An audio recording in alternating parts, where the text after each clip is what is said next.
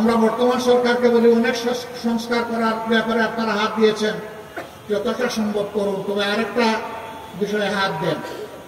একটা নিরপেক্ষ সরকার এটা পারবে, দলীয় সরকার হয়তো বা এটা করবে না। গত 54 বছরে বাংলাদেশে বিভিন্ন ধর্মের মানুষ যাদের হাতে নির্যাতিত হয়েছে, যাদের উপর জুলুম করা হয়েছে, সেটা খুন, দর্শন, লুট, দখল যাই হোক, চাঁদাবাজি হোক, এদের নামের কালো তালিকা প্রকাশ করে দেন। এরা কারা? জনগণ এদেরকে চিনে নেন। কোনো জায়গায় কোনো কিছু ঘটলেই সাথে সাথে জামাতে ইসলামীকে দোষ দেয়। এটা এদের বোধ খাসলত। এরা জাগরণেও জামাতকে ভয় পায়, এরা গুমের মধ্যেও জামাতকে ভয় পায়, জামাতের নীতি আদর্শকে ভয় পায়। এই ভয়ের জায়গা থেকে তারা ঘায়েল করতে চায় আমাদেরকে। কিভাবে ঘায়েল করতে চায়?